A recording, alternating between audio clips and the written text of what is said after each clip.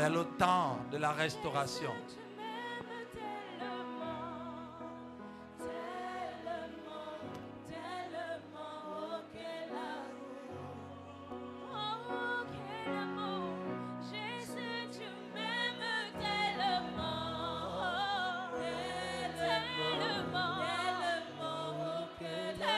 Il a prévu le salut pour toi. Il t'aime tellement.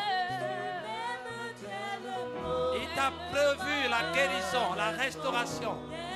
Non, ta vie ne sera pas la même. Il t'aime tellement. Dis-le ensemble.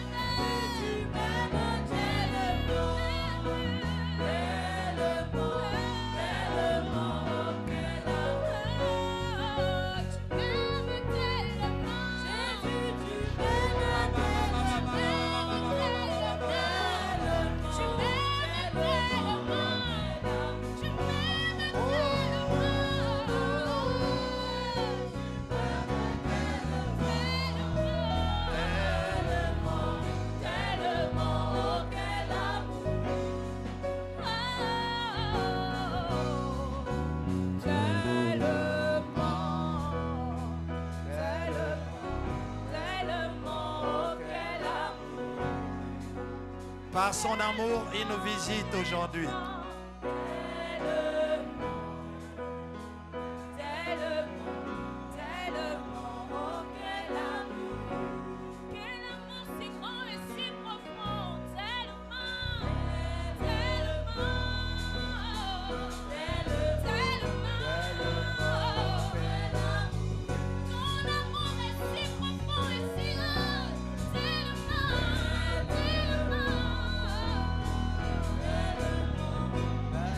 Gloire.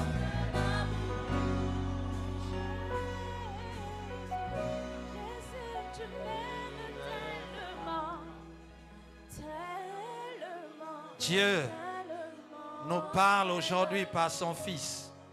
La Bible dit que dans les temps passés,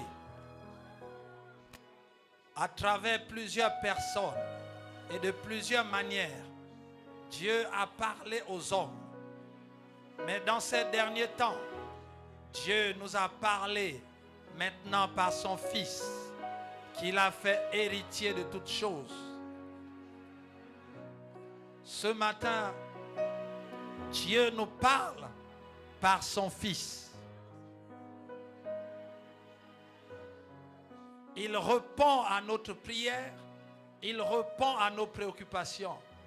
Il répond à notre adoration et à notre louange. Il répond à nos sollicitations ce matin par son Fils. Quelque chose va se passer dans ta vie.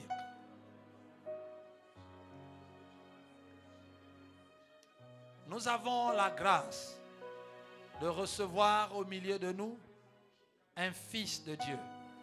Ce Fils de Dieu est aussi nos pères qui nous ont encadrés depuis les années 1997 dans le Seigneur et qui est une référence dans la famille chrétienne où ils officient au niveau de l'Alliance chrétienne et missionnaire du Gabon, mais qui est un don pour le corps de Christ. Et c'est dans ce titre, dans ce cadre, qu'aujourd'hui son ministère va nous bénir.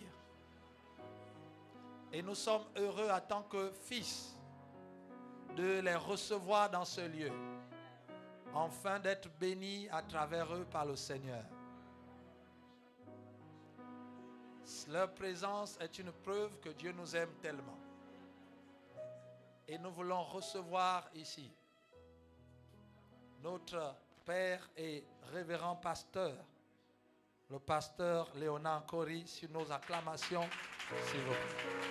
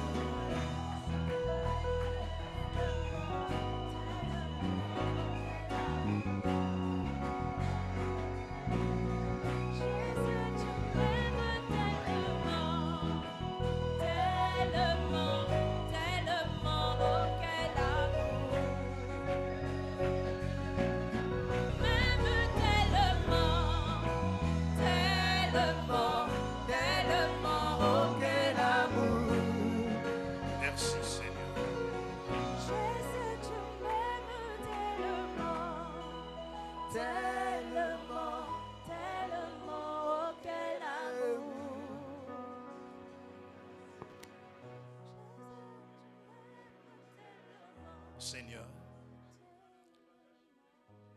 c'est exclusivement sur la base de ta parole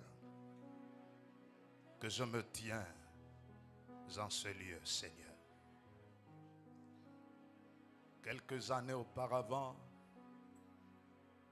un homme appelé Saul de Tarse et qui devint Paul de Tarse, après que tu l'aies rencontré sur la route de Damas, m'a fait connaître en s'adressant aux Corinthiens qu'il vient à eux avec autant de faiblesse, Seigneur, pour permettre à ta puissance de se déployer. Je te recommande ce lieu et ceux qui s'y tiennent maintenant. Saint-Esprit, toi qui es mieux placé pour glorifier le Fils immaculé de Dieu, aide-nous à le faire au mieux. Que le ciel soit engagé maintenant afin que la vie de quelqu'un connaisse des embellies incroyables. Je te fais totalement confiance. Toi qui n'as jamais déçu un seul instant tous ceux qui t'ont délivré leur confiance, Seigneur. L'Écriture nous recommande vivement de te recommander notre sort, de placer en toi toute notre confiance. En revanche, tu agiras inéluctablement. Nous voulons saluer l'autorité de ta parole par nos congratulations, par nos ovations, par nos cris de triomphe, nos cris de célébration, nos cris de victoire, nos cris de victoire, nos cris de victoire, victoire, victoire.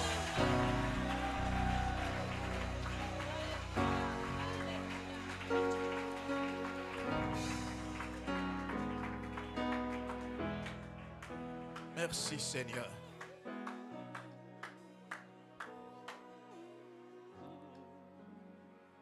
David a dit que tu le conduis dans les sentiers de la justice à cause de ton nom. Fais-le ce matin à cause de ton nom, Seigneur. Je m'identifie au mérite de Jésus-Christ qui ont rendu accessible ton trône et ta présence. Sans son nom que je suis là, Seigneur. Autant tu l'as envoyé, autant lui à son tour m'a envoyé. Oh Dieu, fais du bien à quelqu'un. Merci de catapulter une destinée. Merci de booster un potentiel afin que quelqu'un devienne inarrêtable. Le processus est irréversible. Le temps est favorable. Donne-nous de parler ce langage. Peu importe les aléas, les soubresauts, les vicissitudes, que ce langage soit invariable. Merci Seigneur. Nous te demandons tout cela au nom de Jésus-Christ. Amen.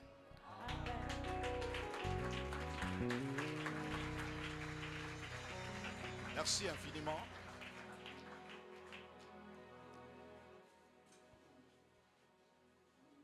Le décor étant planté, je voudrais m'inscrire singulièrement dans cette continuation pour dire d'emblée tous mes hommages à celui qui était, qui est et qui revient certainement.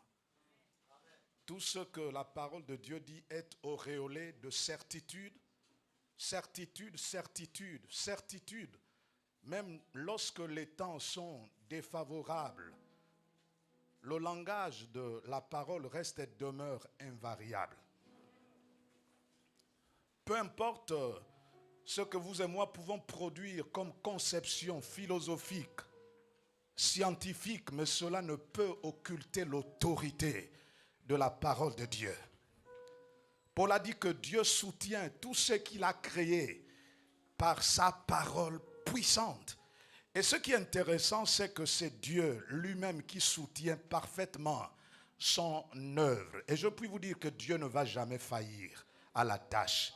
Nous pouvons lui faire confiance. C'est celui qui ne peut guère gérer mal la vie d'un homme. Allez-y poser la question à tous ceux qui lui ont délivré totalement leur confiance. Ils n'ont jamais été dessus. Assurément, ils connaîtront autant de difficultés. Mais l'effectivité d'une difficulté n'est pas synonyme de l'abandon divin. À ce que je sache. Est-ce que quelqu'un peut y dire amen? Non, la Bible me dit que là où est l'Esprit de Dieu, forcément la liberté y est. J'aime cet adverbe-là. Forcément, je dis forcément.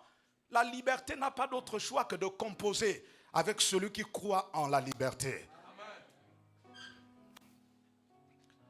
Et par extension, je voudrais remercier mon fils qui me fait l'honneur d'intervenir dans ce lieu. Et ça, je puis vous dire que je deviens un monstre. Il ne faut jamais imiter le monstre parce que le monstre, c'est sa nature, c'est son caractère. Et si vous vous illustrez dans l'imitation, vous vous casseriez la figure.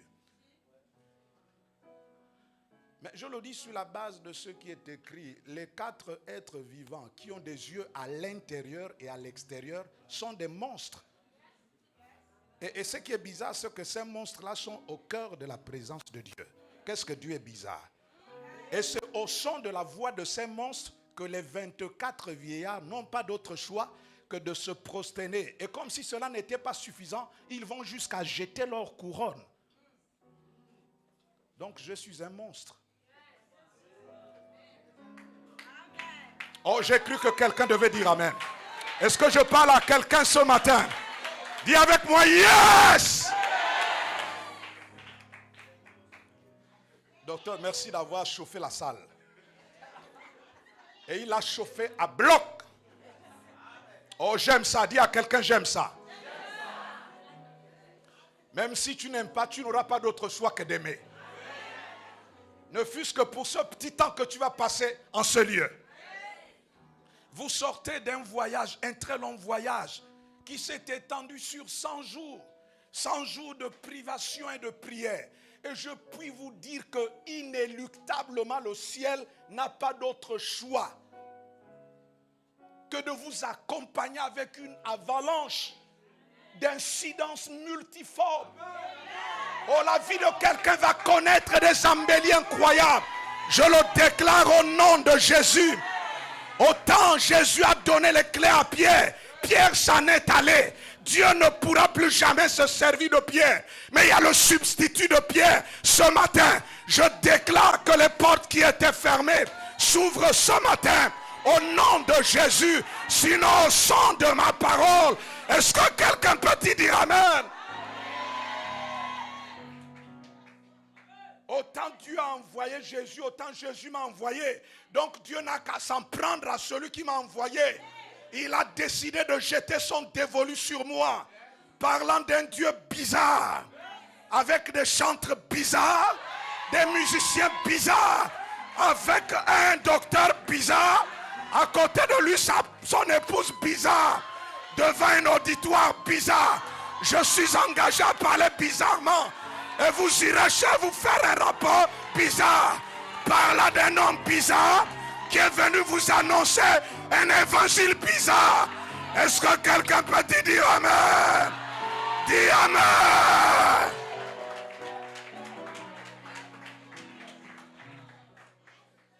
Mais en effet, Dieu est bizarre. Comment peut-il jeter son dévolu sur quelqu'un qui est pétri d'insuffisance notoire, d'imperfections probantes, des handicaps, des insuffisances, des infirmités? Et c'est celui-là que Dieu choisit comme étant un envoyé. Mais c'est le plus gros risque que Dieu ait jamais pris. Celui de choisir des humains qui à un moment ou à un autre sont susceptibles de le décevoir. Mais Dieu n'en a que foutre. Il ne regarde pas tes handicaps, mais il regarde plutôt au pouvoir de sa grâce qui soit capable de modifier ta situation au nom de Jésus. Mon ami, le temps est favorable. Le processus est irréversible. Il fallait que le diable s'attaque à ta destinée alors que tu étais sans Dieu. Tu étais sans espérance. Maintenant, c'est trop tard. Je te dis que c'est trop tard.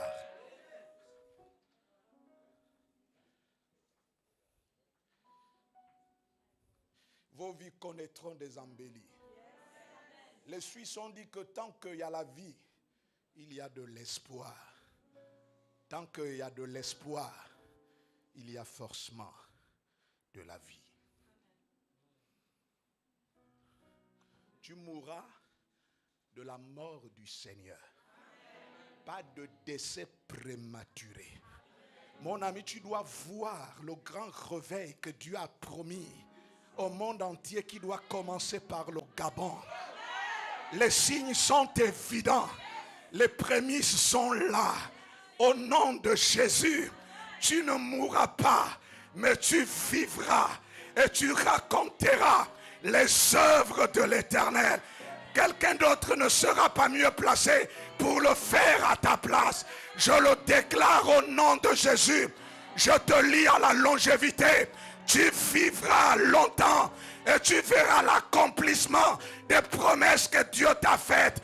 Habakkuk a dit que si la prophétie tarde à venir, attends-la. En effet, ce n'est pas la prophétie qui tarde à venir. C'est le temps qui marque l'accomplissement de la prophétie qui n'est pas encore arrivée. Car Dieu n'a jamais été en retard. Dieu est toujours à l'heure. Mon ami, attends avec patience. Car ce que tu attends, tu le verras. Je le déclare au nom de Jésus. Est-ce que quelqu'un peut te dire Amen? Ta vie connaîtra des embellis. Des embellis incroyables. Ils seront étonnés de te voir.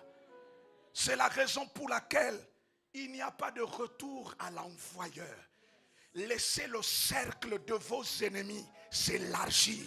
Laissez le nombre de vos adversaires augmenter. Ils seront la source la mieux indiquée pour rendre un témoignage éloquent te concernant. Si tu les tues, tu aurais perdu. Laisse-les vivre. Ils n'auront que leurs yeux pour pleurer. Car tu entres dans ta saison. C'est ta saison. C'est ta saison. C'est ta saison.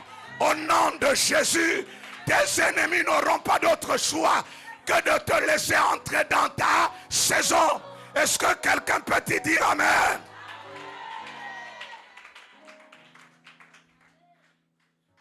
Mais mon ami, après un tel programme, après un tel investissement, après une telle sémence mise en terre, je m'attends forcément à une récolte. Je dis forcément. Celui qui a établi le lien indissoluble entre la sémence et la récolte me permettra de récolter. Vous savez, moi je voudrais vous dire que dès que vous donnez votre vie au Seigneur, bienvenue au problème. Je dis bienvenue au problème. Problème au dedans de l'église, problème au dehors. Je dis bienvenue. Dans le royaume, lorsqu'on vient faible, on devient fort. On vient pauvre, on devient riche. Dans le royaume, on devient. Et forcément, tu vas devenir. Donc, dans le royaume, il n'y a pas d'hommes et de femmes qui passent leur temps à pleurer. Tu pleures pourquoi? Tu pleures et depuis que tu pleures là, tu as changé quoi? Tu pleures pourquoi? Tu pleures pourquoi? Si ce sont des larmes d'espérance et d'espoir, gloire à Dieu.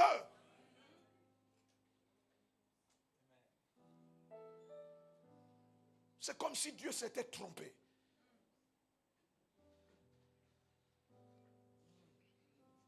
Jésus a dit que personne ne peut se tourner vers lui si le Père qui l'a envoyé ne l'attire.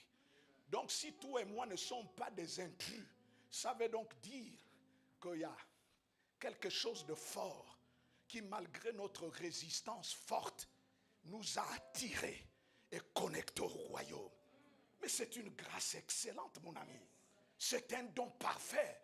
venant d'en haut, du Père des Lumières. Tu ne t'es pas trompé en devenant enfant de Dieu.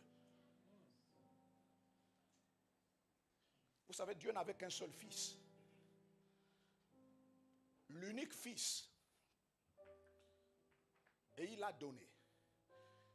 Jésus nous parle de la glorification de son nom, mais il allie cette glorification à la sémence qui se traduit par le grain de blé tombant en terre et mourant.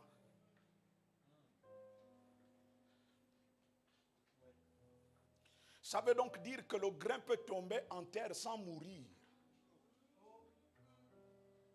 C'est ce que le texte dit. Si le grain ne tombe en terre et ne meurt, il resterait seul. Mais s'il meurt, il porterait de fruits. Hier, Dieu n'avait qu'un seul fils. Dieu ne peut plus tenir le même langage aujourd'hui. Dieu n'a plus le seul fils. Parce qu'il fallait que le grain tombe en terre et meure. Sinon, Dieu n'aurait qu'une race constituée d'un seul et unique enfant. Et ce serait injuste. Autrement dit, Dieu ne peut plus parler le langage du fils unique. Mais Dieu parle plutôt le langage des fils.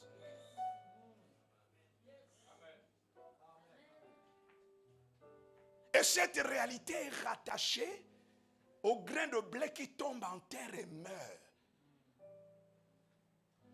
Et assurément, tu vas le comprendre par la suite. C'est beaucoup plus consistant que tu ne peux comprendre. Mon ami, je suis arrivé à une dimension où je ne parle plus de la volonté permissive de Dieu. J'ai dit, Seigneur, je ne veux plus jamais entendre parler de ça, mais plutôt de la volonté parfaite. Fais tout ce que tu as décidé de faire, car tu ne te trompes jamais dans tout ce que tu fais. Tu le fais avec autant de justesse. Je te fais totalement confiance. Nous avons trop de croyants immatures et qui malheureusement commencent par le paysage clérical. Je bénis le Seigneur pour Martin Luther King, qui dans l'un des états les plus délicats, les plus sensibles et les plus complexes, voire même les plus dangereux, a fait un grand discours.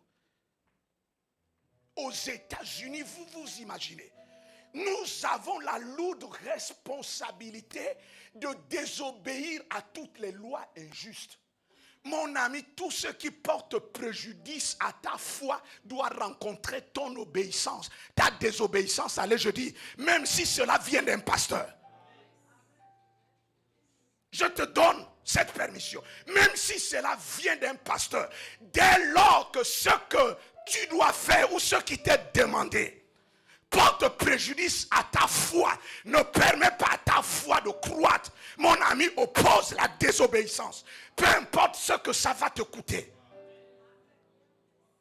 Vous savez, aujourd'hui, le paysage clérical utilise un langage totalement subtil pour tuer la détermination de ceux qui portent le royaume. Parce qu'ils les ont localisés au préalable. Et ils se rendent compte que plus on les laisse émerger, plus ils vont impacter, plus ils vont influencer, plus ils vont se reproduire. Or, s'ils se reproduisent, ce serait extrêmement difficile de les localiser.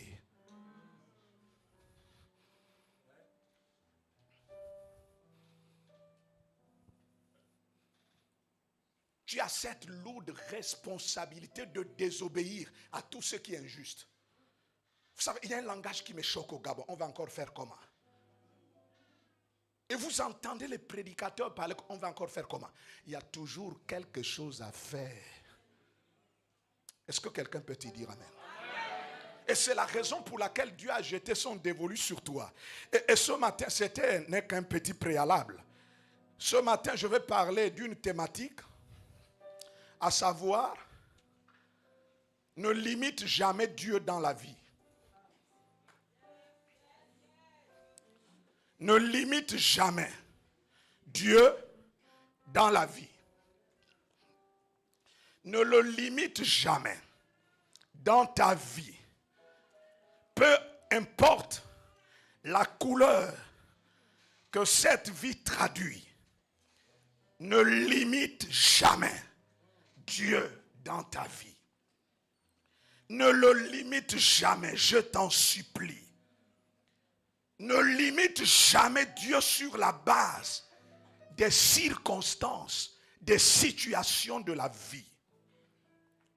Pour appuyer cette thématique, regardons ce qui est écrit dans le livre de Genèse qui pose des bases. Au chapitre 26, à partir du verset 1, découvrons ce qui est écrit. Je vous prie de vous lever pour révérer la parole.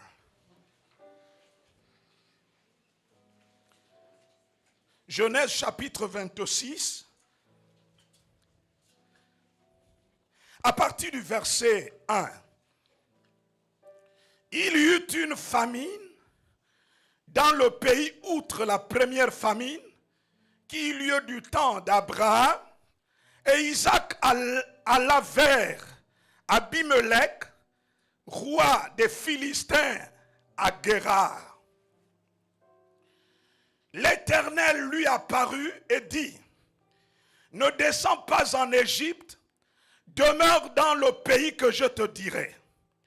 Séjourne dans ce pays, si je serai avec toi, et je te bénirai, car je donnerai toutes ces contrées à toi et à ta postérité. Je tiendrai le serment que j'ai fait à Abraham, ton père. Je multiplierai ta postérité comme les étoiles du ciel. Je donnerai à ta postérité toutes ces contrées, et toutes les nations de la terre seront bénies en ta postérité, parce que Abraham a obéi à ma voix et qu'il a observé mes ordres, mes commandements, mes statuts et mes lois. Et Isaac resta à Guérar. Lorsque les gens du lieu faisaient des questions sur sa femme, il disait, c'est ma soeur, car il craignait en disant ma femme que les gens du lieu le tuassent, parce que Rebecca était belle de figure. Comme son séjour se prolongeait, il arriva à Abimelech, roi des Philistins, regardant par la fenêtre, vit Isaac qui plaisantait avec Rebecca, sa femme. Abimelech fit appeler Isaac et dit, certainement c'est ta femme. Comment as-tu pu dire, c'est ma soeur? Isaac lui répondit, j'ai parlé ainsi de peur de mourir à cause d'elle. Et Abimelech dit, qu'est-ce que tu nous as fait? Peu s'en est fallu que quelqu'un du peuple n'ait couché avec ta femme, et tu nous aurais rendu coupables. Alors Abimelech fit cette ordonnance pour tout le peuple. Celui qui touchera à cet homme ou à sa femme sera mis à mort. Isaac s'aima dans ce pays et il recueillit cette année le centuple, car l'Éternel le bénit. Cet homme devint riche et il alla s'enrichissant de plus en plus jusqu'à ce qu'il devint fort riche. Il avait des troupeaux de menu bétail et des troupeaux de gros bétail et un grand nombre de serviteurs. Aussi les Philistins lui portèrent envie. Tous les puits qu'avaient creusés les serviteurs de son père, du temps d'Abraham son père, les Philistins les comblèrent et les remplirent de poussière. Et Abimelech dit à Isaac, va-t'en de chez nous, car tu es beaucoup plus puissant que nous. Isaac partit de là et campa dans la vallée de Guérar, où il s'établit. Isaac creusa de nouveau les puits d'eau qu'on avait creusés du temps d'Abraham, son père, et qu'avaient comblé les Philistins après la mort d'Abraham. Et il leur donna les mêmes noms que son père leur avait donnés. Les serviteurs d'Isaac creusèrent encore dans la vallée et ils y trouvèrent un puits d'eau vive. Les bergers de Guérar querellèrent les bergers d'Isaac en disant, l'eau est à nous.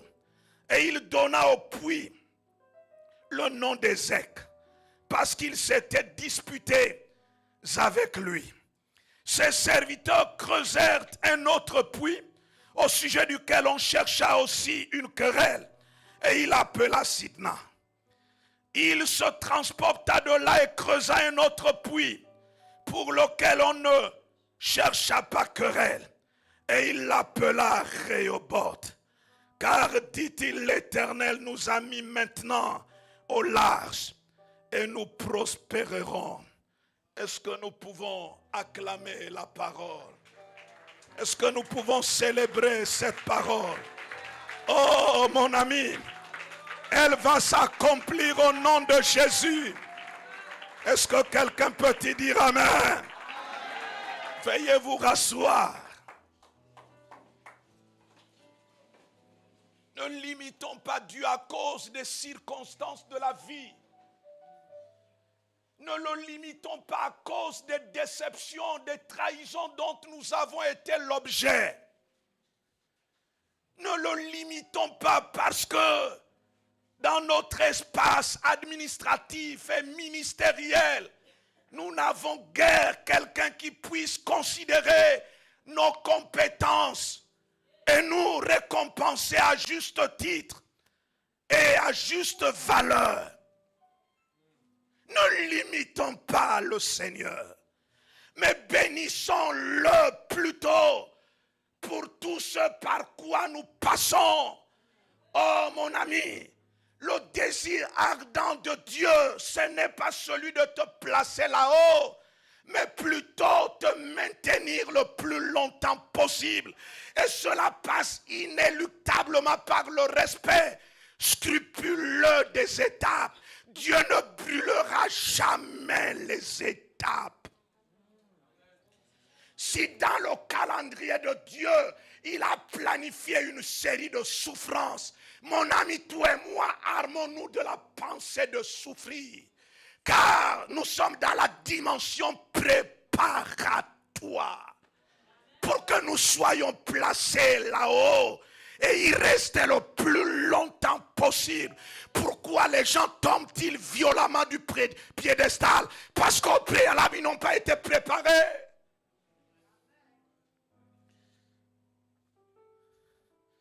Prenons le temps de nous laisser préparer. Ça peut prendre le temps que ça peut prendre. Et d'ailleurs, ça doit prendre du temps. Jésus, avant d'entrer pleinement dans le ministère, il est resté 30 ans dans l'anonymat. Le problème avec le chrétien, c'est qu'il manque de patience. Alors que Jacques nous dit, frère, regardez comme un sujet de joie complète les diverses épreuves auxquelles vous pouvez être exposés. Comment une épreuve peut-elle produire la joie? Mais c'est utopique, humainement parlant. Mais ce qui est dit est dit. Or, ce qui est dit doit s'accomplir dans la vie de celui qui croit en ce qui est dit. Il dit, regardez comme un sujet de joie. S'il s'était arrêté à la joie, j'aurais compris. Mais il dit une joie complète. Ça veut donc dire qu'on peut se limiter à une joie partielle. Mais il dit, regardez comme un sujet de joie complète les diverses épreuves auxquelles vous pouvez être exposés. Car l'épreuve de votre foi produit la patience. Il ne parle pas de la joie de la foi, l'épreuve. Ça veut donc dire que celui qui nous a créés a des objectifs à atteindre. Et pour les atteindre, il se sert des matières qui sont les siennes. Et si vous et moi ne sommes pas préparés, mais tant pis pour nous. Car à son école, les devoirs et les interrogations sont totalement improvisés.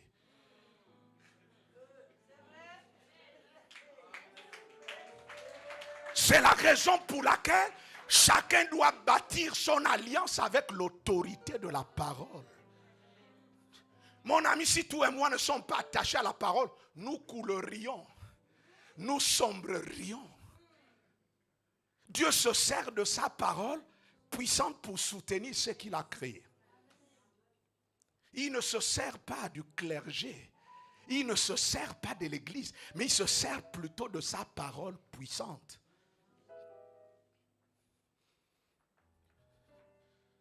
Car l'épreuve de votre foi produit la patience. Mais faut-il que la patience accomplisse parfaitement son œuvre? Et figurez-vous, ça prend du temps. Afin que vous soyez accomplis et parfaits sans faillir en rien. Mais pour y parvenir, il faut être prêt à payer le prix. N'en voulez à personne. Ne cherchez pas à localiser celui qui serait l'auteur de vos souffrances. Bénissez plutôt le ciel que cet homme ait existé. Car si les frères de Joseph n'étaient pas là pour le vendre comme un simple produit, Joseph ne serait jamais gouverneur d'Égypte. Il y a à côté de nous des Joseph qui doivent nous précipiter vers l'accomplissement de notre destinée. Je déclare qu'il en soit ainsi. Ton employeur peut être un Joseph. Ton mari peut être un Joseph. Ta femme peut être un Joseph. Le pasteur peut être un Joseph. Ne cherche pas le maudit. Saisis l'opportunité. Car toutes les difficultés doivent se transformer en opportunités. Or, les opportunités se saisissent pour basculer. Est-ce que quelqu'un peut y dire amen? Ne perdons pas notre temps à entretenir la rancœur, la colère, l'amertume. Ces choses nous détruisent de l'intérieur.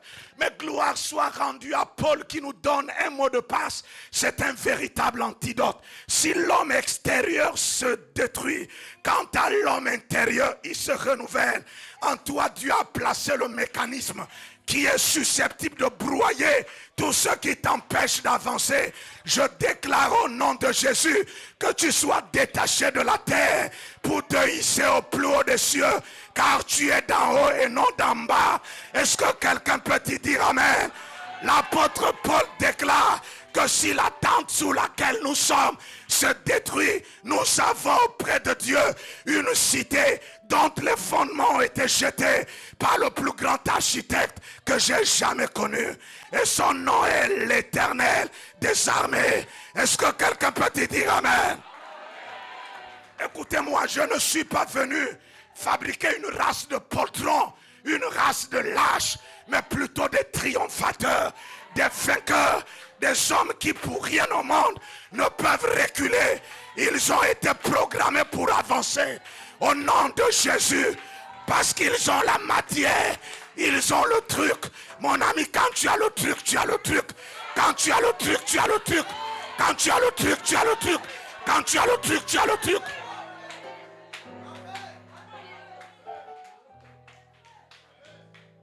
Et pour moi, toutes les difficultés sont des opportunités.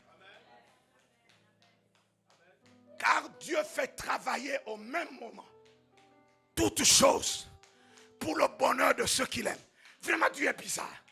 Il peut prendre le mal au sens absolu du terme et lui donner la dimension du bien.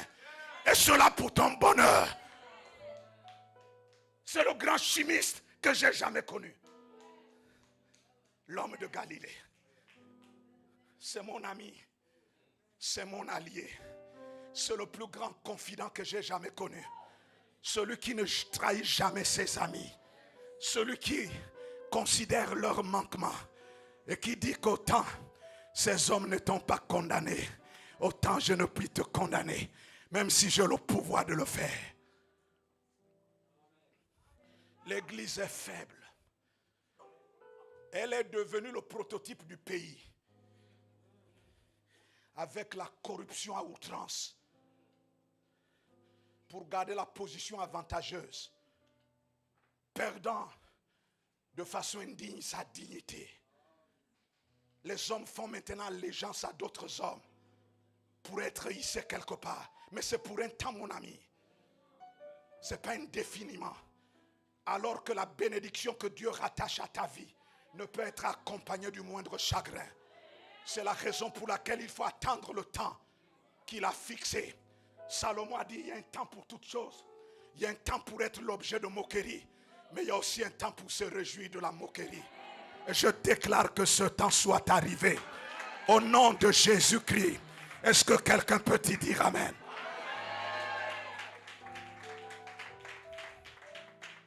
Ne le limite jamais.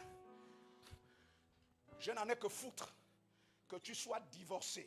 Et peu importe les circonstances dans lesquelles le divorce est intervenu, ça m'importe peu.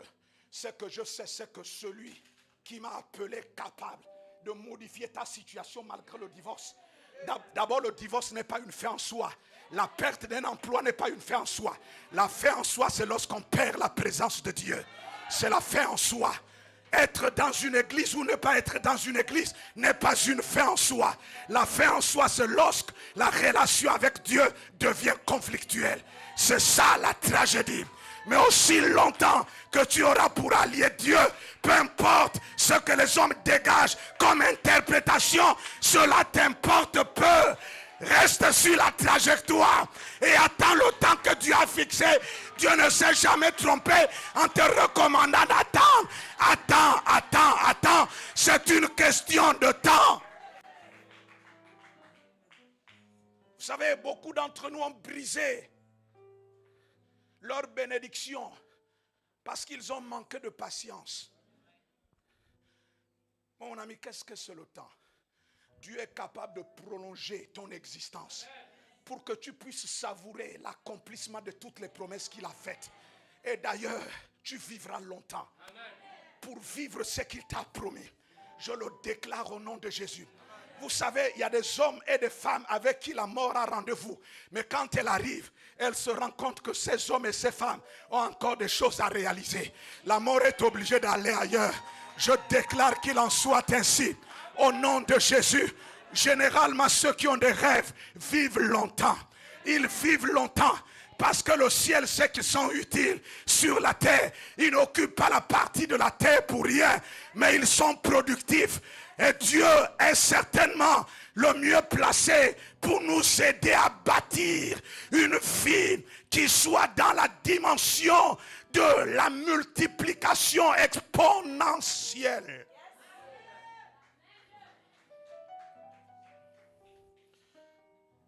Pour rien au monde, il ne faut jamais limiter Dieu.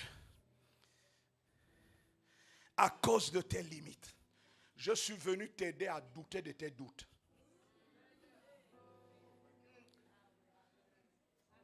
Je t'aide à douter de tes doutes. Tu doutes de Dieu, pourquoi? Dieu n'était pas contraint de te faire des promesses. Et lorsqu'il le fait, ce n'est pas pour te contenter. C'est parce qu'il a la capacité de réaliser tout ce qu'il t'a promis. Repousse les limites. Vous savez, je suis dans une institution dans laquelle le plafonnement a été établi. Aucun ministère ne doit aller au-delà. Mais ce qui est intéressant, c'est que tout est possible à celui qui croit. En d'autres termes, il n'y a aucun défi dont on ne soit pas capable de relever. Je vous assure que mon ministère ira le plus loin possible. J'ai dit à Dieu, c'est une insulte que l'on parle de mon ministère au passé alors que je suis encore vivant. C'est une insulte. La croissance doit être tous azimuts. Aussi longtemps que je ne serai pas mort, même après la mort. Mais mon Dieu, n'a-t-on pas parlé d'Élisée? Le gars était décédé depuis 1 an. La chair avait quitté. Les os, c'était les os qui étaient dans le sépulcre. Ils n'ont même pas pris la peine de fermer le sépulcre. Mais le sépulcre là ouvert attendait quelqu'un. Et il y a quelqu'un qui est mort. Louange soit rendue à Dieu pour ce gars qui est mort en ce temps-là. Et ça a coïncidé avec l'invasion philistine. Pendant que les gars étaient prêts à l'inhumer, ce qu'ils ont trouvé à faire, c'est de jeter le corps dans le sépulcre dans lequel se trouvaient les os. Au contact avec les os d'Élisée, mon ami, le mort est revenu à la vie. Je déclare que l'onction t'accompagne. Au nom de Jésus-Christ. Ce qui va établir la différence entre tes amis et toi, c'est la présence de l'onction. Je le déclare au nom de Jésus. Avec l'onction, ne force pas les choses, mais les choses se font de façon traditionnelle parce qu'on est dans son couloir. Je le déclare au nom de Jésus. Ne limite jamais Dieu à cause de la situation qui prévaut dans ta vie, mais c'est pour un temps. Repousse les limites. Repousse-les. Repousse les limites. Les limites scolaires. Les limites sanitaires. Les limites familiales. les limites financières, les limites conjugales. Repousse les limites, repousse, je dis repousse. Dieu t'a donné le pouvoir. Avec le pouvoir, on ne subit pas, mais on ordonne, on commande. Avec le pouvoir, on décide. Jésus a dit, je vous ai donné le pouvoir. Il n'a pas dit, je vous ai donné un pouvoir. Donc, il a supprimé tout éventuel pouvoir. Il t'a donné le pouvoir de marcher sûr. Avec le pouvoir, on marche sûr et non pas en dessous. On marche sûr et sur toute la puissance de l'ennemi. Voici une promesse inéluctable qui vient sanctionner cela. Rien ne pourra vous nuire. Rien. Est-ce que cela veut dire que nous ne serons pas secoués? Si. Si. Et c'est d'ailleurs un signe que Dieu est avec nous. Lorsque nous passons par des secousses fortes. Mon ami, tu ne peux pas avoir une grosse destinée sans qu'elle ne soit précédée de grosses tempêtes. Petite destinée, petite tempête. Destinée moyenne, tempête. Mais grande destinée, prépare-toi.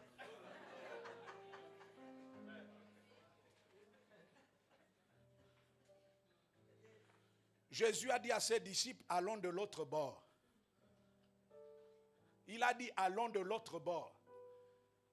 Mais il n'a pas dévoilé tous les détails liés au voyage maritime. Il a dit seulement, allons de l'autre bord. Et puis après, il s'est endormi. Vraiment, il est bizarre. Il dit, allons de l'autre bord, il donne un ordre. Il n'a pas dit, allez, il a dit, allons. Donc, vous et moi qui dormons, allons. Et il a dormi sur son oreiller. Ne savait-il pas que l'impétuosité de la tempête devait s'exprimer? Si, avec le déferlement de vagues, si, mais le gars dormait. Mon ami, lorsque ça ne va pas, dors.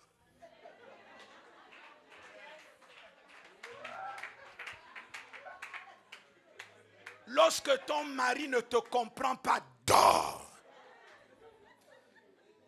Lorsque ton administration ne saisit pas exactement l'opportunité de faire usage de façon efficiente de tes compétences, dors.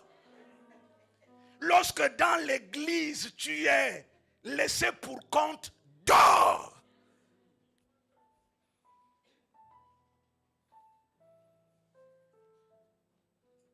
Beaucoup d'entre vous s'attrapent des pathologies là pour rien.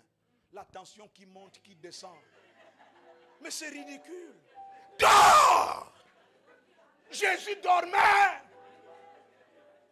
Mon ami dort. Or, le sommeil dont je parle ici est l'image de l'assurance, de la confiance et de la sérénité.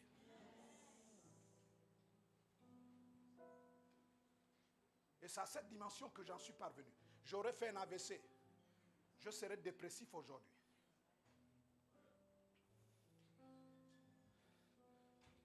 Vous savez, il y a des hommes qui sont comme des moules. Tout ce que vous envoyez, les moules abroient tout.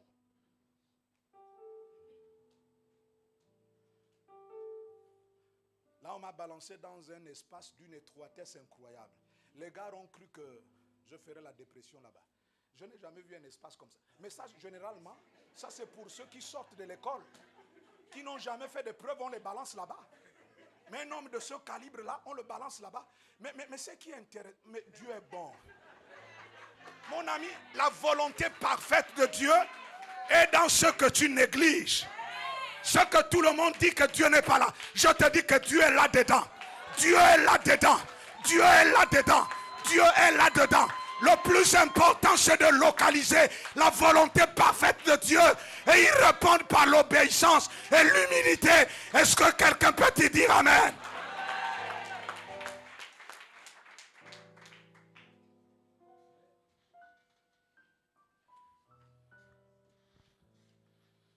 J'y suis avec ma femme.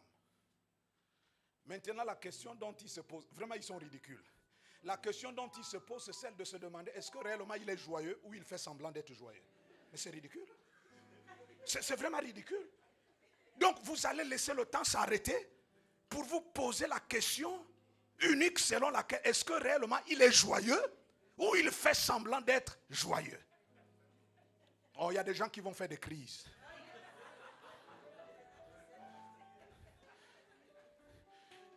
Tu sais, mon ami, lorsque Dieu est sur le point de t'élever, il te fait passer par la vallée de Baca. Bénis le Seigneur pour ce passage.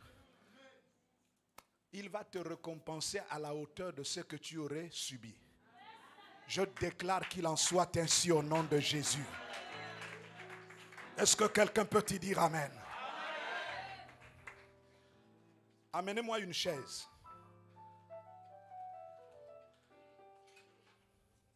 Merci, maman. J'ai besoin d'un frère ici.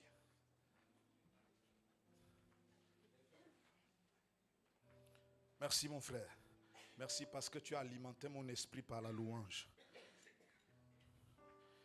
Tu as un ministère. Garde-le avec autant de précision. Et ce ministère va aider le Gabon à connaître une autre dimension, à passer d'un niveau à un autre. Il faut retenir cela de façon substantielle.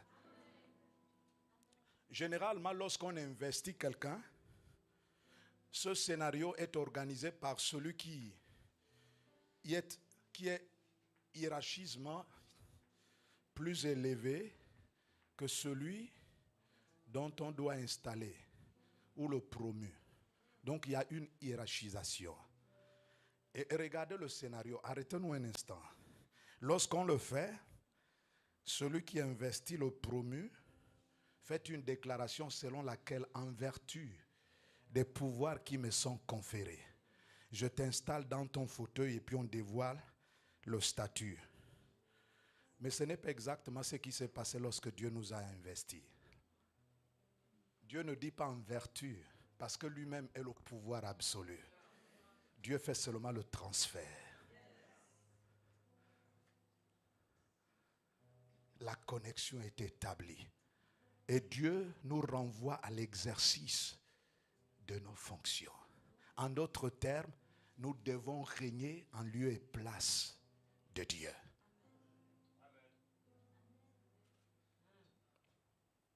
Autant le Fils règne, autant tu dois régner. Parce que tu deviens co-héritier du Fils, héritier du Père. Et lorsque le Père te verra opérer, inéluctablement, il établira le lien indissoluble avec le Fils.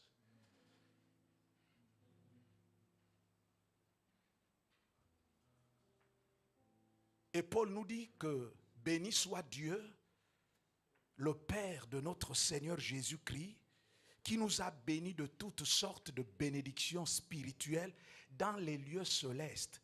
Ça veut donc dire que nous avons été d'ores et déjà bénis. Ce n'est pas ce matin-là que Dieu va nous bénir. Je regrette, Dieu l'avait déjà fait. Et ce que nous devons faire, c'est de nous approprier ce que Dieu a déjà fait. Souvent, nous nous illustrons mal dans nos requêtes de prière. Dieu a déjà fait. Et le miracle est en chacun de nous. Ne limitez pas Dieu à cause de la dénomination. Ne limitez pas le Seigneur. Je ne suis pas prédicateur de l'Alliance chrétienne, mais je suis prédicateur de l'évangile à l'intérieur d'une institution appelée Alliance chrétienne. C'est différent. J'étais prédicateur dans le Wellington surintendant. Je n'étais pas prédicateur de la surintendance, mais prédicateur de l'évangile. D'ailleurs, je n'ai jamais été accro à la titrologie. Prenez vos titres, ça c'est votre problème. Je suis prédicateur de l'évangile. Et personne ne pourrait jamais m'enlever cela. Mon ami, tu peux rejoindre ta place. Est-ce que nous pouvons l'encourager par nos acclamations?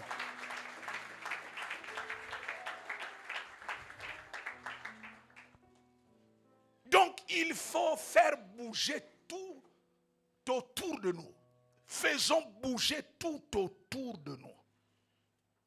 Faisons bouger les lignes. Voyons-nous aller le plus loin possible. Là où nos dévanciers n'y sont jamais parvenus. Mon ami, tu n'es pas là pour reproduire l'histoire de celui qui t'a dévancé. Tu n'es pas sa photocopie. Mais tu es plutôt là pour écrire ton histoire. Tu es là pour écrire ton histoire. Ton histoire, c'est ton histoire. Nous ne sommes pas là pour reproduire l'histoire de ceux qui nous ont précédés. Ne commettons jamais cette erreur.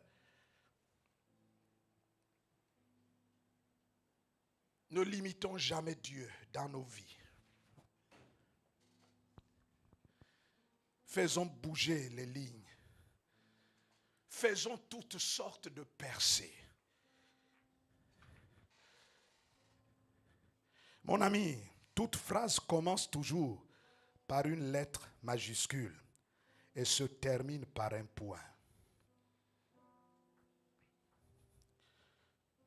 Mais en ce qui te concerne,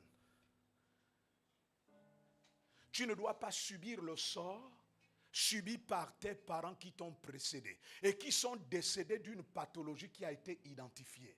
Tu es d'une autre race. Tu es un spécimen, mon ami. Et cela passe inéluctablement par le changement de la pensée. Tout est lié à la pensée. Que notre système de pensée soit littéralement modifié.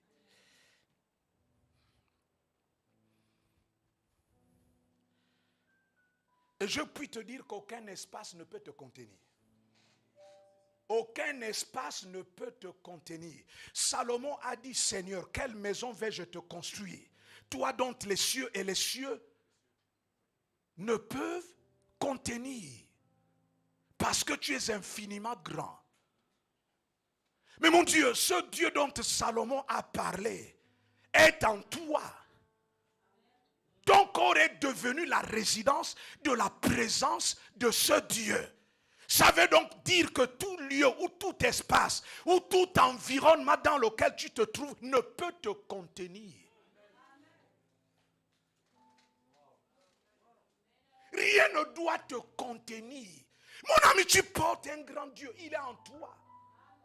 Pendant que nous y sommes, il est à l'intérieur de toi. Autant les cieux n'ont pas pu le contenir, autant l'espace dans lequel tu te trouves ne peut le contenir. L'embarrané ne peut pas contenir ce Dieu.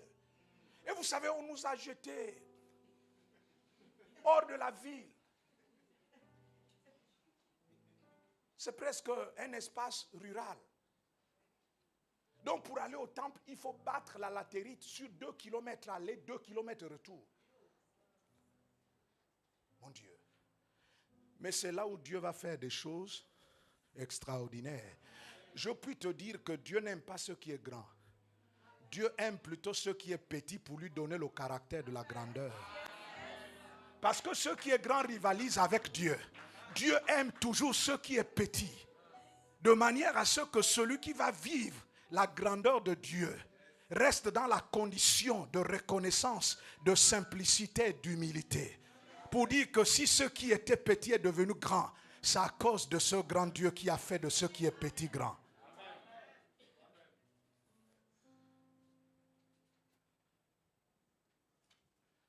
Et c'est là où nous sommes. Pourquoi est-ce que je prends le temps de vous le faire savoir? Pour que vous compreniez la quintessence de cette thématique. Ne limite jamais Dieu.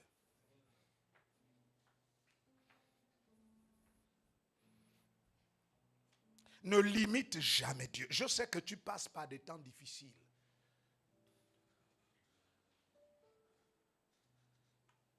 Vous savez, Dieu m'a dit que il me donnera de l'or, de l'argent, des parcelles, des voitures, des maisons. Et je puis vous dire que ça va s'accomplir. Au point où nous sommes parvenus, personne ne peut arrêter ça.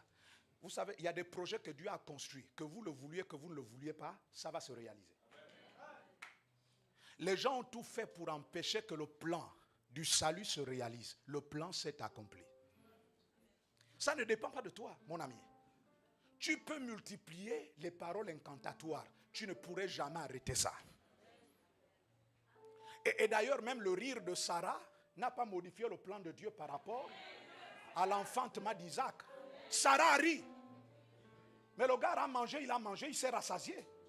Il ne s'est pas empêché de dire à Abraham, l'année prochaine, à la même période, je passerai par ici. Même si Sarah a ri, dis-lui que ce que Sarah est en train de faire là ne peut pas modifier ce qui a été arrêté. Je déclare au nom de Jésus que les projets qui ont été arrêtés à ton sujet s'accomplissent, peu importe la forme de dissension. Et d'ailleurs, ces dissensions ne font qu'accélérer et activer au nom de Jésus l'accomplissement des promesses que Dieu t'a faites. Je le déclare au nom de Jésus. Je proclame l'accomplissement de ces choses. Mon ami, n'aie pas peur. À un moment ou à un autre, si Dieu te convainc de dévoiler ce qu'il est sur le point de faire, dis-le. C'est ce que Joseph a fait. Il a dit à ses frères, les rêves qu'il a vus, les frères ont tout fait pour l'en empêcher. Mon ami, personne n'a été capable de le tuer. Ils l'ont mis dans le puits. Mais je voudrais te dire que ta présence dans le puits ne doit pas se transformer en destination définitive. C'est une escale pour te préparer à aller en Égypte. Car Dieu est sur le point de faire de toi le plus grand gouverneur que la terre ait jamais connu. Je le déclare au nom de Jésus. Tes parents ne pourront rien faire. Tes amis ne pourront rien faire. L'employeur ne pourra rien faire. Le Gabon ne pourra rien faire. Ce qui est arrêté est arrêté. Ce qui est écrit à ton sujet est écrit. Est-ce que quelqu'un peut te dire amen?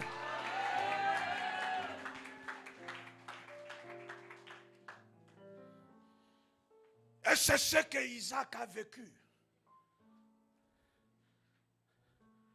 Vous allez vous rendre compte que Isaac a reproduit l'histoire de son père Abraham en faisant connaître à Abimelech que Rebecca était sa sœur. Mais est-ce que cela a modifié le plan de Dieu? Non. Dieu, en nous faisant des promesses, ne savait-il pas que nous poserions des actes préjudicieux? Si. C'est là où l'amour de Dieu dépasse tout entendement et toute conception philosophique. Dieu a un plan pour toi, mon ami. Et Dieu est sur le point de dérouler cela. Ne limite jamais Dieu. Ne limite jamais Dieu.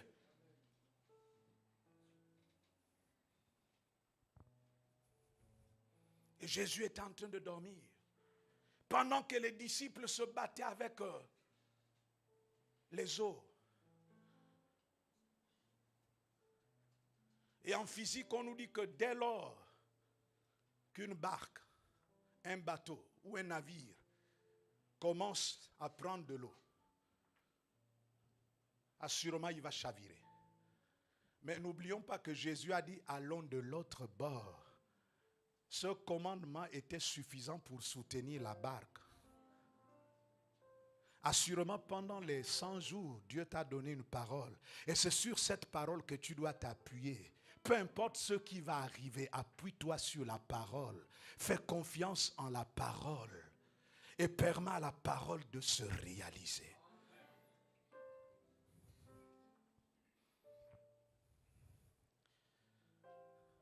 Je déclare que l'Éternel t'apparaisse comme il est apparu à Isaac.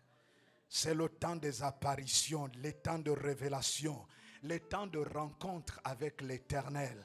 Au nom de Jésus-Christ. Mon ami, vous avez la grâce d'avoir un leader qui a une bonne lecture de l'esprit. Ces programmes dans lesquels vous vous illustrez ne sont pas anodins. Regardez-les sous un angle purement spirituel et gagnez au maximum en bénédiction.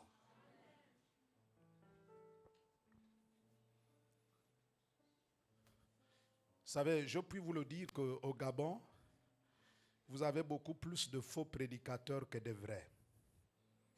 C'est la raison pour laquelle lorsque vous êtes dans un espace cultuel, demandez à Dieu de vous faire connaître le profil spirituel de celui qui se tient devant vous. Parce que le diable a la capacité de se déguiser en ange de lumière. La présence d'un homme de Dieu devant vous n'est pas suffisante. Ce n'est pas un acquis. Mais allez au-delà de ce que vous voyez physiquement. Posez la question à celui qui sait lire ce qui est intérieur. il vous fixera parce qu'il tient tellement à l'affermissement de votre foi qu'il ne voudra pas vous mettre en contact avec un leader qui soit un lourd ravisseur. Vous savez, David pouvait dire, moi je suis dans la joie lorsqu'on me dit allons à la maison de l'Éternel. Parce qu'au contact avec cet espace sacerdotal, il est en contact avec la parole de Dieu. Mais si ce n'est plus la parole de Dieu, si c'est autre chose, je vous demande de quitter ce lieu et d'aller ailleurs. Je vous donne la permission de le faire. Vous savez, nous sommes devenus beaucoup plus religieux. S'il y a quelque chose que vous et moi devons défendre et dont nous devons faire l'apologie, c'est notre foi. L'apôtre Paul dit qu'il a combattu le bon combat. Il a achevé la course. Mais la chose la plus importante, il a gardé la foi. Or, pour garder la foi, il faut être dans des conditions susceptibles de nous aider à garder la foi. Isaac est dans un contexte tout à fait particulier. Un contexte de famine. Et dans ce contexte, tout le monde était prêt à descendre en Égypte comme son père Abraham le fit d'ailleurs. Et Isaac voulait reproduire l'histoire. Mais ce qui est intéressant, c'est qu'il était lucide. Dieu lui a dit ne descends pas en Égypte, mais reste dans le pays que je vais t'indiquer. Je suis en train de dire à quelqu'un, ne fuis pas la famine. Reste là où la famine est en train de battre son plein.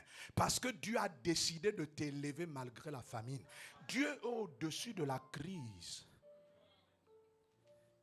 Vous savez, nous sommes devenus pauvres tout simplement parce que nous croyons que la crise nous a rendus pauvres. Alors que la Bible nous dit que Jésus s'est fait pauvre. En d'autres termes, il est venu annuler le cycle de la pauvreté, de la précarité. Et il a ouvert les portes d'un nouveau cycle, celui de l'enrichissement et de la prospérité. Même en temps de crise, un enfant de Dieu doit prospérer. C'est le monde qui est en crise, ce n'est pas l'économie du royaume qui est en crise. Parlons le langage de la foi. Et je voudrais te dire que le fait que tu dises que Dieu t'a abandonné est une insulte. Tu insultes Dieu. Dieu n'a jamais abandonné les siens. Généralement, c'est nous qui abandonnons Dieu. La question fondamentale, c'est celle de savoir, est-ce que je suis encore avec Dieu? Voilà la question utile. Dieu ne peut guère nous abandonner. Mais quant à nous, nous pouvons l'abandonner. Voilà la question. Est-ce que je suis encore avec Dieu? Est-ce que je n'ai pas abandonné Dieu? Et Isaac est resté à Guérar. Pendant que la crise est en train de battre son plein, Dieu lui est apparu. Je voudrais te dire que les temps de crise sont les temps appropriés qui marquent les apparitions de Dieu, les révélations de Dieu. Et ceux qui cherchent Dieu en temps de crise sont susceptibles de le rencontrer. La Bible nous parle d'Anne. Mais à quel moment Anne a-t-elle changé de façon de prier alors qu'elle y allait annuellement à Silo pour aller adorer l'Éternel? Anne était une femme stérile.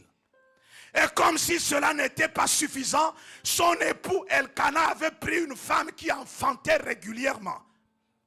Et cette femme, Pénina, ayant localisé le talon d'Achille d'Anne, c'est-à-dire la stérilité, ne cessait de l'irriter toutes les fois qu'elle allait à la maison de l'Éternel. Qu'est-ce que c'est ignoble? Une femme, soi-disant croyante, mais qui se moque régulièrement de sa rivale au temps opportun pour l'amener à s'irriter contre Dieu. Et la Bible nous dit qu'à cette époque-là, les visions étaient rares, les révélations étaient rares, les songes étaient rares, la voix de Dieu se faisait entendre rarement. Et pourtant cette femme allait régulièrement à Silo pour prier. Pour une première fois, Anne va changer de façon de prier. En d'autres termes, elle va localiser le besoin de Dieu. Généralement, c'est Dieu qui satisfait à nos besoins. Mais voici une femme qui va identifier le besoin de Dieu Élie satisfait. Qu'est-ce que c'est extraordinaire? Anne va dire à Dieu, Seigneur, si tu me donnes un enfant mâle. Finalement, elle s'est rendue compte qu'il y avait un problème de sacrificature en Israël. Or, la sacrificature était exercée par les hommes. Donc, Anne se rend compte que le besoin est donc lié à un sacrificateur. Elle se met à prier Dieu en disant, si tu me donnes un enfant mâle, je te le consacrerai toute sa vie. Et il sera à ton service. Mais à quoi lui aurait servi donc la naissance d'un enfant? Mais ce qui est intéressant, c'est que Anne va aller plus loin. Seigneur, je te le prêterai. Je te le prêterai et il sera à ton service toute sa vie. Alors que vous et moi savons que lorsque on fait un prêt à quelqu'un, c'est dans le but de le voir nous restituer ce qu'il a emprunté. Mais Anne parle un langage qui dépasse la dimension normale. Je te le prêterai et il sera à ton service toute sa vie. Et la Bible nous dit qu'en sortant de la présence de Dieu, son visage changea.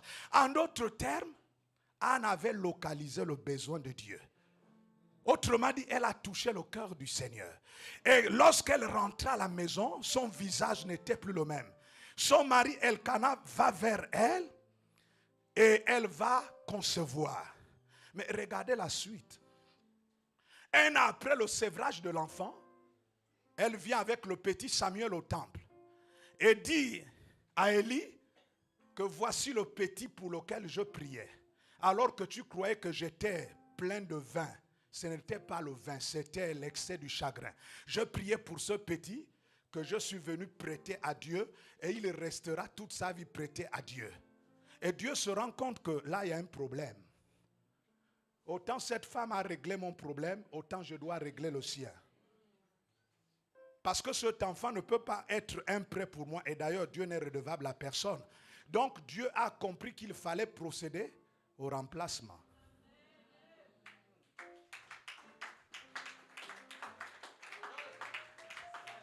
Mais regardez ce que cette femme-là a traversé comme vallée de Baca. Tu ne peux pas souffrir au nom de l'Éternel pour rien, sans récompense. Et d'ailleurs, je puis te dire, ça n'engage que vous. Ceux qui croient qu'ils doivent mourir pauvres, mourrez pauvres. Mais ne collez pas la pauvreté à tout le monde. Parce que je ne peux pas être au service d'un Dieu à qui l'or et l'argent appartiennent et mourir pauvre. Mais c'est paradoxal. C'est une insulte à Dieu, mon ami. Jésus a dit qu'il est venu afin que ses brebis aient la vie et qu'elle l'ait de façon préférentielle en abondance. La vie abondante, la vie Zoé. Il ne s'agit pas seulement de la vie spirituelle. Il s'agit aussi de la vie financière, matérielle. C'est-à-dire même quand tu fais des enfants, tu fais de beaux enfants. Mais à quel moment les enfants de Job sont-ils devenus beaux? C'est après que Job ait perdu. Les premiers. Il n'y a pas de gain sans perte.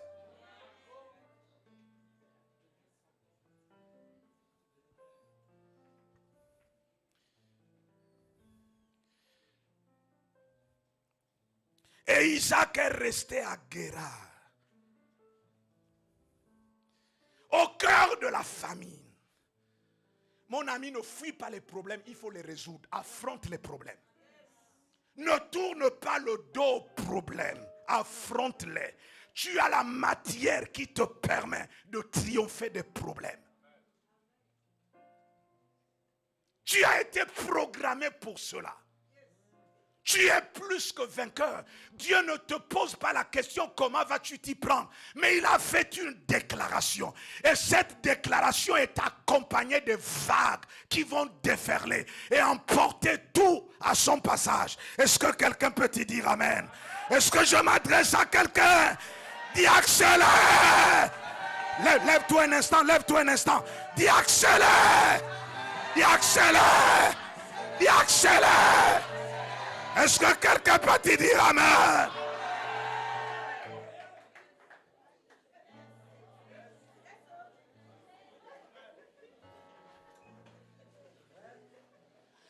Il est resté à Guérard. Je puis vous dire que si je suis encore à l'Alliance, c'est parce que je n'ai pas encore écouté la voix de Dieu. Pourquoi? Parce que je ne voudrais pas reproduire les erreurs produites par mes dévanciers. Il faut écouter la voix de Dieu. Et Isaac a écouté la voix de Dieu, qui lui a recommandé de rester à Guérard. Si Dieu te recommande de rester au cœur de la crise, reste au cœur de la crise. Car ton histoire sortira de cette crise. Les gens parleront de toi à partir de la crise.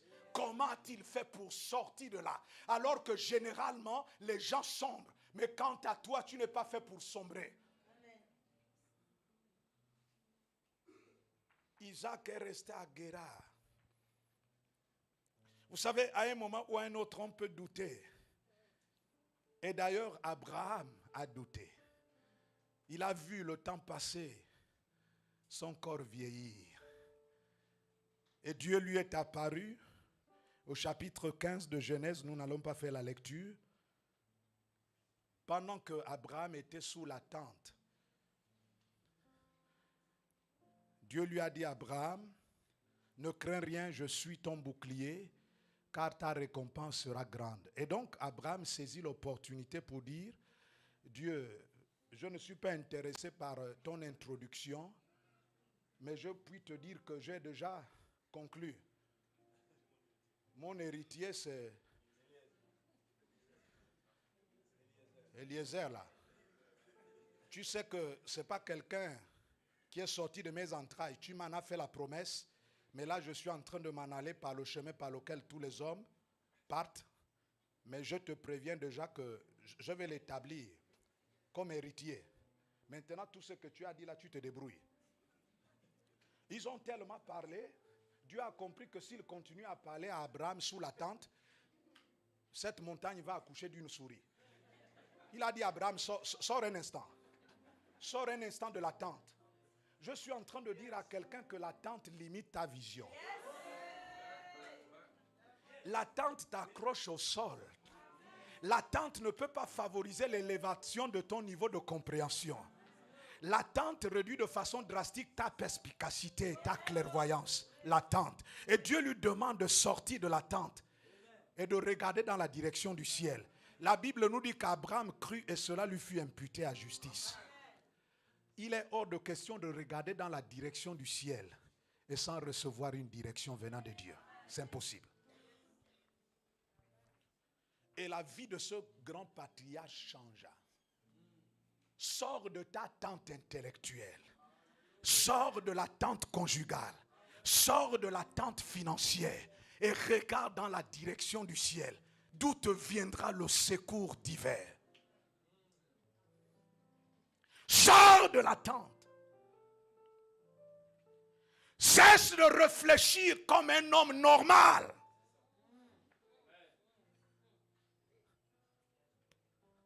Parle le langage d'un autre royaume sur la terre. La terre est ton pays d'accueil, mais ton pays d'origine, c'est le ciel. Donc prends le langage que l'on parle au ciel et parle ce langage sur la terre. Et c'est ce que Isaac a fait. Comment pouvons-nous comprendre qu'au cœur de la famine, cet homme ait mis en terre sa sémence? Mais ça, c'est un gros risque. Et la Bible nous dit qu'il récolta au centuple la même année. On n'est pas obligé d'attendre l'année prochaine ou l'année d'après. Mais mon Dieu, mais les disciples, Pierre, je bénis le Seigneur pour son courage. Pierre a dit à Jésus, attends, avant que nous n'allions plus loin, arrêtons-nous un instant. Nous avons tout abandonné pour ton histoire de royaume là. On ne comprend absolument rien, on t'accompagne certes. Mais quand tu parles, nous sommes aussi perdus, aussi bien que les foules auxquelles tu t'adresses. Il faut que tu nous fixes, nous on gagne quoi dans tout cela? Mais Jésus n'a pas blâmé Pierre. Mais il lui a dit, Pierre, pour tous ceux qui ont tout abandonné, La récompense ne sera pas seulement liée au siècle à venir, mais elle va commencer dans ce siècle. Il ne faut pas croire que ta bénédiction viendra demain ou après-demain. Elle peut se manifester ce soir. Et je le déclare au nom de Jésus. Je parle à la terre. Je parle à la terre du Gabon. Terre du Gabon, écoute ma voix. Tu n'as pas d'autre choix que de relâcher en faveur de cet homme, de cette femme, les grâces.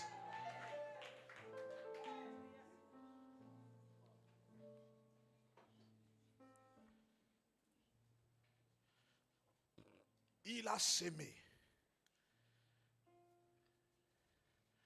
Et la même année, il récolta.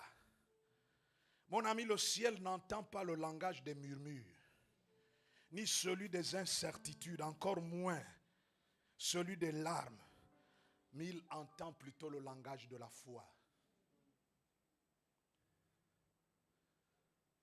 Et c'est ce langage dont je m'évertue de parler. Je ne sais pas de parler parce que Dieu ne sait pas. Dieu fait toujours tout ce qu'il décide de faire. Parlons le langage de Dieu.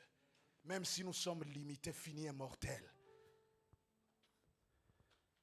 Ceux qui s'assemblent se ressemblent. Vous et moi ne pouvons pas nous assembler à Dieu sans forcément lui ressembler. Je déclare qu'il en soit ainsi. Au nom de Jésus-Christ. Isaac, il a investi à Guérar et il récolta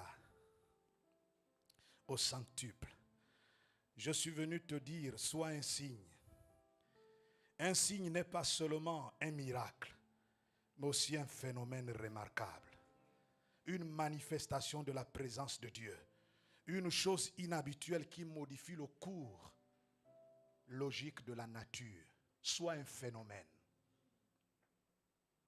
J'ai dit à Dieu, et ça je puis vous dire que je ne mourrai pas. J'ai dit à Dieu que si je ne vois pas quelqu'un dont on a déclaré que les cheveux ne pourront jamais pousser de sa tête, je prie les cheveux poussent.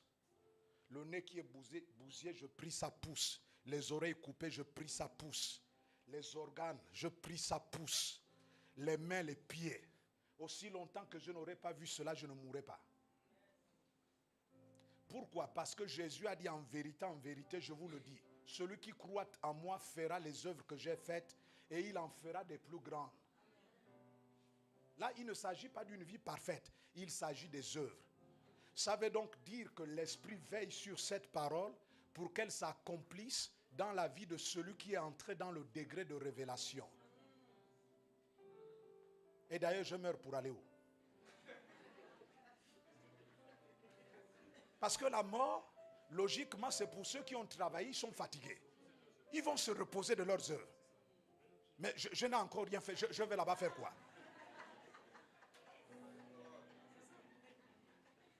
Bon, s'il y a ceux qui veulent quitter la terre prématurément, mon ami, le chemin est solitaire. Emprunte-le seul. Ne cherche pas de compagnons. Va-toi seul. Élie a dit, Seigneur, prends-moi. Et Dieu l'a pris seul. Il a laissé Élisée.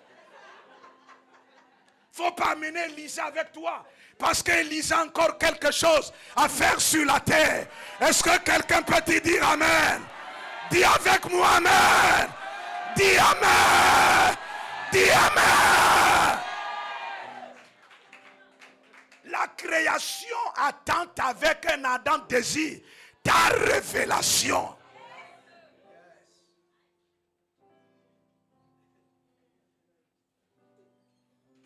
Mon ami, il faut écrire une histoire qui doit inspirer.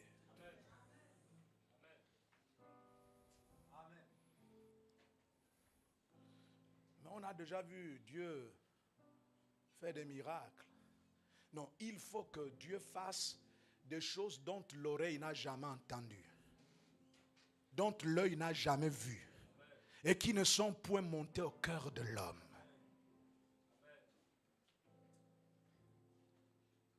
Et je bénis le Seigneur pour Isaac. Mais ce matin, il y a plus grand qu'Isaac.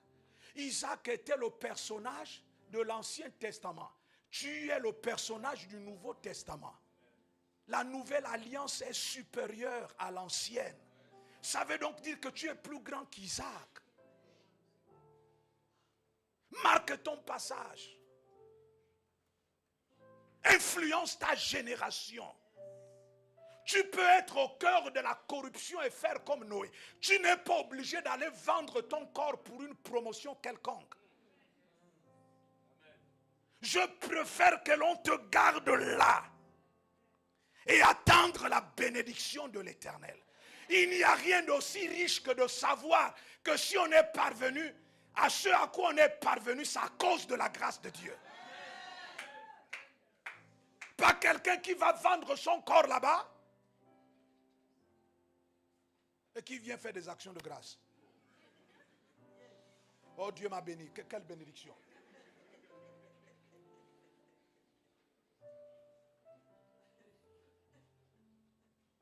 Avec des frères et des sœurs qui sont devenus des rosicruciens. Vous faites quoi là-bas?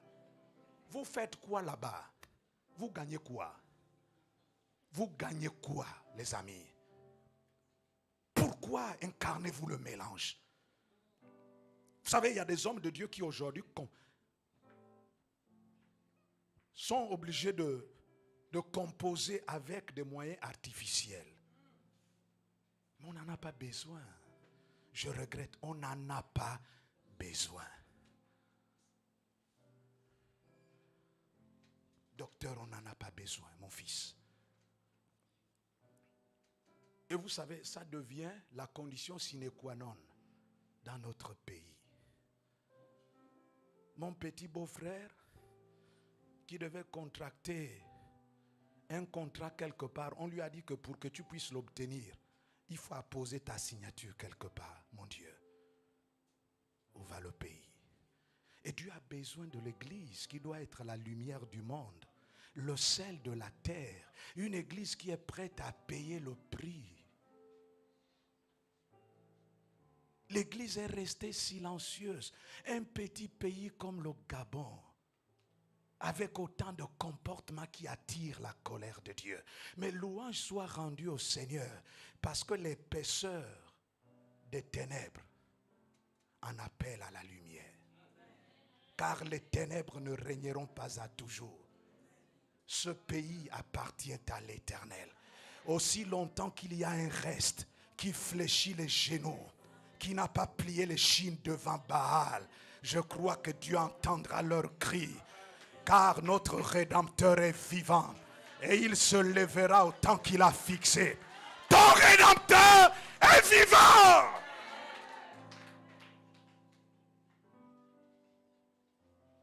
Je nous choque un peu parce qu'il y a tout un mélange. Il faut aller faire allégeance. Mais mon ami, le seul et unique Dieu devant lequel nous devons nous prosterner, c'est lui et lui seul. Regardez même les mages qui étaient au service de Satan. Ils n'ont même pas dit au revoir à leur maître. Alors qu'ils étudiaient les étoiles. Ils ont divorcé brutalement et violemment avec lui pour suivre une étoile. Mon ami, dans l'église, ne cherche pas à détruire l'étoile. L'étoile, on la suit. Même les serviteurs de Satan ont compris la nécessité de suivre l'étoile. Ils sont partis de l'Orient pour Bethléem via Jérusalem. Mais nous, dans l'église, on cherche à détruire les étoiles. Mon ami, chacun d'entre nous doit être dans son couloir. Le don de ton frère, c'est son don, c'est pas ton don. Assurément, Dieu t'a donné le don. Cherche à localiser ton don et capitalise là-dedans. Le sentiment de jalousie bat son plein dans l'église. La sémence de Caïn est répandue. Mais mon ami, si tu tues Abel, son sang parlera mieux que lorsqu'il était vivant. La jalousie. Oh, il veut me voler la vedette. Quelle vedette, mon ami? Reste dans ton couloir. Fais ce à quoi Dieu t'a destiné. Au temps favorable, il te récompensera. Nous avons établi une atmosphère de rivalité dans l'église.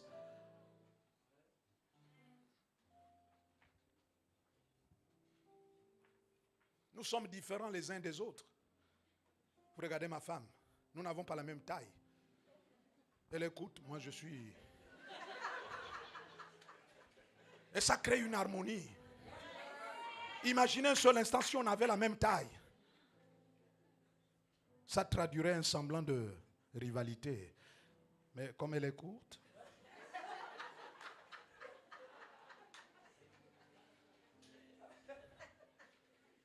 Mais généralement, ceux qui dirigent le pays n'ont pas une grande taille. Vous n'avez jamais vu ça? Non, regardez les pays du monde entier. Généralement, soit ils sont de courte taille, soit ils sont de taille moyenne. Ceux qui sont grands de taille, ça sont des exceptions. Donc mon ami, si tu as une taille moyenne, sens-toi heureux. Je te vois dans un positionnement royal. Au nom de Jésus-Christ de Nazareth, je déclare que ton sacerdoce connaisse des embellis qu'il n'a jamais connus auparavant. Car le processus est irréversible. Le temps est favorable. Est-ce que quelqu'un peut te dire amen? Dis yes! Dis yes! Dis yes!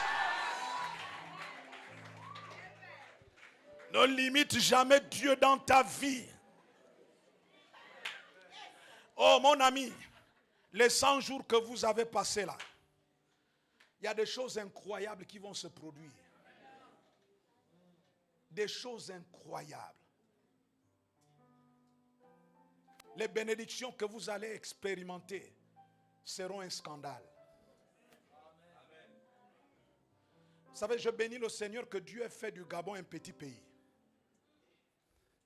Enfoui au milieu du monde. Mais le temps viendra où les gens vont chercher à connaître là où se trouve le Gabon. Parce que les meilleurs prédicateurs partiront du Gabon. Les plus grands ingénieurs partiront du Gabon. Les plus grands médecins partiront du Gabon. Les plus grands professeurs partiront du Gabon. Au nom de Jésus-Christ de Nazareth. Oui, mon ami, le temps est proche. Je suis en train de voir une nouvelle saison. Au nom de Jésus, Dieu fera du Gabon ce qui n'a jamais été. Dans le nom tout-puissant de Jésus, il y a une nouvelle génération que Dieu est en train de préparer pour élever le Gabon au plus haut des cieux. Je vois le Gabon se hisser dans les sommets, car ceux qui se confient en l'Éternel renouvellent leur force et prennent le vol comme des aigles. Ils marchent et courent sans se fatiguer ni se lasser.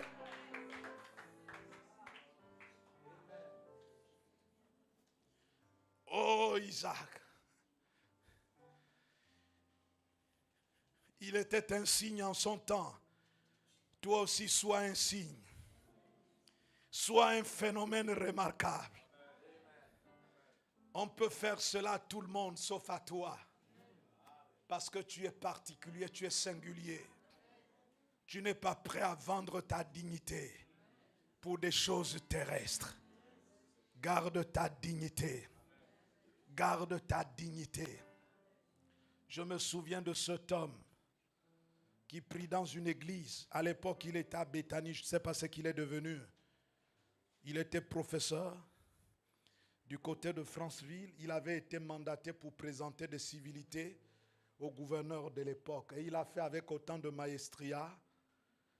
Et puis, quelque temps après, le gouverneur a été nommé ministre de la République par décret présidentiel. Et ce ministre qui était un païen se souvint de ce discours parce que le professeur avait utilisé quelques fragments de l'évangile qu'il avait profondément touché. Il l'a nommé directeur de son cabinet. Ils ont travaillé pendant un certain nombre d'années et puis après vint le temps où le gouverneur, le ministre devait changer de département ministériel. Et là, il a mis le professeur, son directeur de cabinet, devant le fait accompli. Il dit, monsieur le directeur de cabinet, avec toutes les prérogatives dont vous jouissez, nous allons changer de département ministériel, mais à une seule condition. Vous apposez votre signature pour intégrer le monde ésotérique et vous gardez votre statut de directeur de cabinet. Auquel cas, vous repartez à la craie. Je vous laisse toute la nuit pour réfléchir. Monsieur le directeur du cabinet lui a dit, monsieur le ministre, ne perdez pas votre temps. Ma décision est sans appel. Je repars à la craie.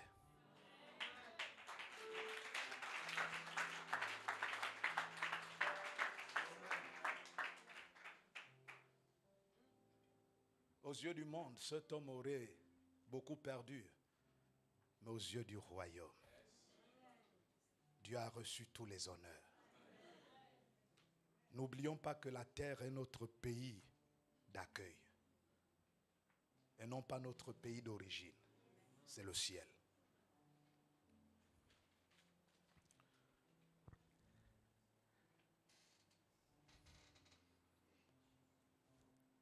Et enfin, Isaac a renouvelé le puits que son père Abraham avait creusé. Pour le premier puits, on lui fit querelle. Pour le second également. Mais pour le troisième, on ne lui fit pas querelle. Et écoutez la déclaration qu'Isaac va faire. L'Éternel nous a mis maintenant au large. C'était le temps de leur Rehoboth. Mon ami, c'est le temps de ton Rehoboth. Et l'Éternel a décidé de te mettre au large. Et tu prospéreras. Si Dieu a décidé de te bénir, qui pourrait l'arrêter? Personne, mon ami. Reçois ta bénédiction. Reçois ta grâce. Reçois les faveurs de Dieu. Je le déclare au nom de Jésus. Mon ami, Dieu n'a jamais ouvert les portes ouvertes. Dieu ouvre toujours les portes fermées. Assurément, les portes ont été fermées sur le plan administratif, sur le plan conjugal, sur le plan familial. Mais je déclare qu'elles s'ouvrent maintenant au nom de Jésus-Christ. Car tu dois les franchir pour aller de l'autre côté. C'est le temps de ton Rehoboth. C'est le temps de ton Rehoboth. C'est le temps de ton Rehoboth. Dieu a décidé de te mettre au large. Et tu prospéreras au nom de Jésus. Tu le feras à tous égards. Jean a dit à Gaius, je souhaite vivement que tu prospères à tous égards. Sois en bonne santé. Comme prospère l'état de ton âme. C'est le temps de ton Rehoboth. Mon ami, c'est trop tard pour tes ennemis. C'est trop tard pour ton mari qui a cru que tu ne réussiras pas. C'est trop tard pour tes beaux-parents qui te méprisent. C'est trop tard. Dieu a décidé de t'honorer. Dieu a décidé de t'élever. Dieu a décidé de te positionner. Au nom de Jésus-Christ de Nazareth. C'est le temps de ton Rehoboth. C'est le temps de ton Rehoboth. Crois cela. Approprie-toi cela. Archive cela. Compartimente cela. Intègre cela. Au nom de Jésus-Christ. La semence a été mise en terre. Ta production sera grande. Au nom de Jésus. Je te vois t'illustrer dans la dimension exponentielle. Au nom de Jésus. Peu importe les procédés occultes. Tu les casseras. Parce que tu dois aller de l'autre bord. Au nom de Jésus. Les vagues de la mer ne pourront guère t'arrêter. Parce que tu as reçu l'ordre de mission de celui qui a déployé les cieux et qui a étendu la terre. Celui qui est le Seigneur de l'univers. Au nom de Jésus, je vois ta vie connaître des embellis scolaires. Mon ami, tu vas réussir. Je ne sais pas comment cela va se passer, mais tu as été programmé pour réussir. Au nom de Jésus. Au nom de Jésus.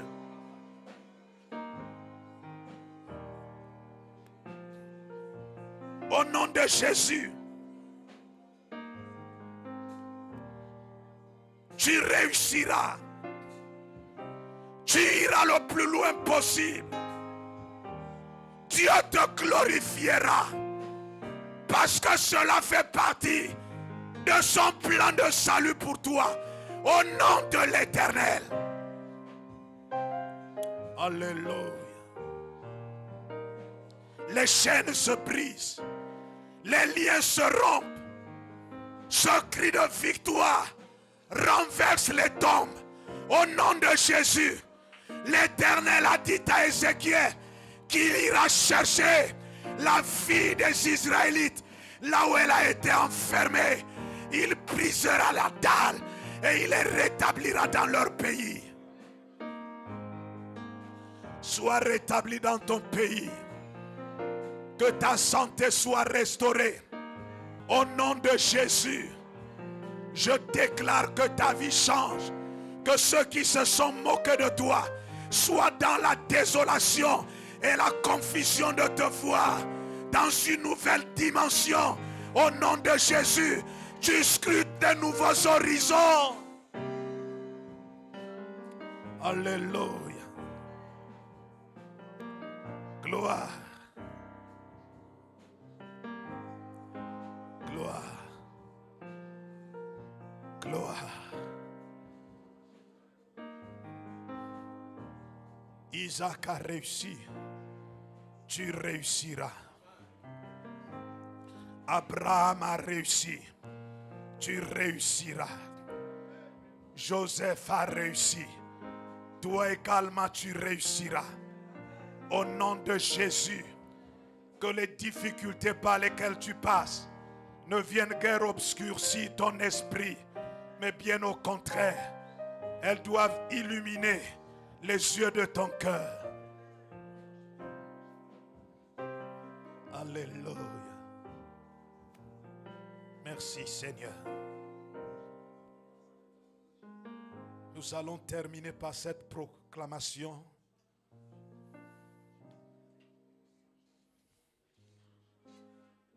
Dis Seigneur, merci pour ta parole qui s'accomplit dans ma vie et dans mon cœur. Au nom de Jésus, ta parole dont tu te sers pour soutenir mon existence, diverses soient-elles, au nom de Jésus, sur la base de ta parole, je proclame des changements multiformes dans ma vie au nom de Jésus. Je déclare que les échecs, les insuccès, les défaites soient derrière moi et je leur tourne le dos. Au nom de Jésus, je suis le meilleur prophète qui soit de ma vie. Et je déclare que mes lendemains seront meilleurs et prometteurs.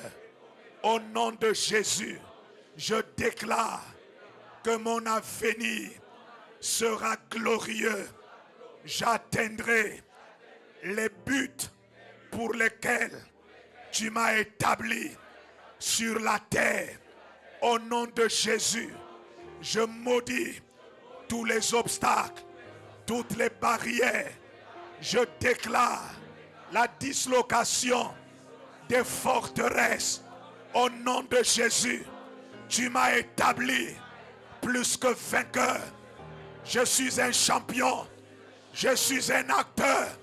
Au nom de Jésus, je ne mourrai point sans voir l'accomplissement des promesses et des prophéties que tu m'as faites. Au nom de Jésus, je relâche des grâces en ma faveur, en faveur de ma famille et de ma nation. Au nom de Jésus, je déclare la venue d'un réveil dans ma vie. Au nom de Jésus, Seigneur, mes yeux sont orientés vers ton trône, d'où me viendra le secours. Au nom de Jésus, je refuse de m'apitoyer sur mon sort. Au nom de Jésus, merci Seigneur. Merci Seigneur pour la puissance de la résurrection qui m'établit dans ton royaume. À toi la gloire, à toi et à toi seul. Je te le demande au nom de Jésus. Est-ce que nous pouvons l'acclamer? Est-ce que nous pouvons le remercier? par nos acclamations, par nos ovations. Béni sois-tu, Seigneur.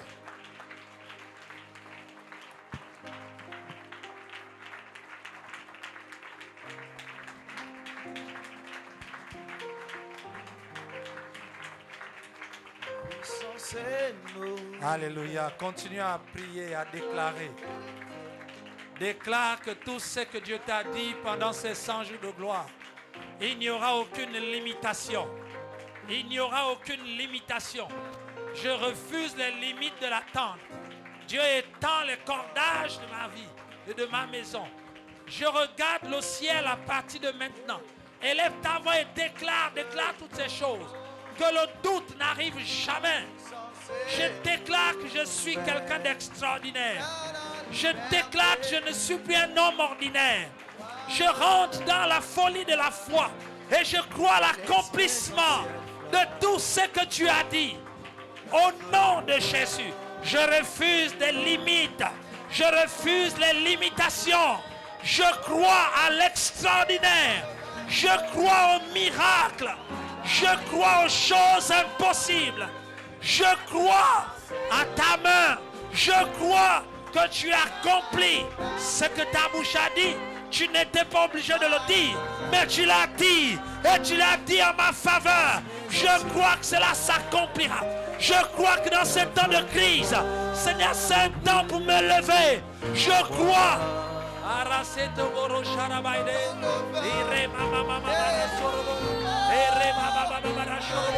Je crois que les épreuves sont des opportunités pour mon élévation, pour ma réussite, pour ma prospérité. Je le crois, je le crois, je le crois. Aujourd'hui même.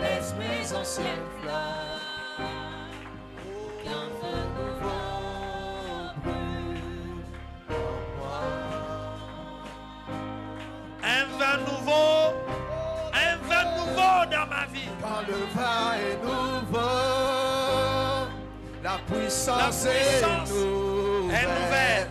Il y a la liberté. Il y a la liberté. Le royaume est là dans ma vie. Je laisse mes anciennes flammes. Pour que feu nouveau brûle en moi. Quand le vin est nouveau, la puissance est nouvelle. Il y a la liberté, car le royaume est là. Je laisse mes anciennes flammes. Un feu nouveau brûle en moi. Est-ce que tu peux le dire encore une fois? Quand le vin est nouveau,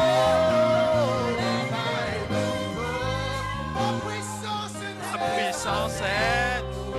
Il y a la liberté.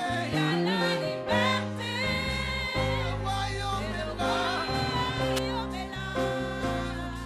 Je laisse mes anciennes flammes.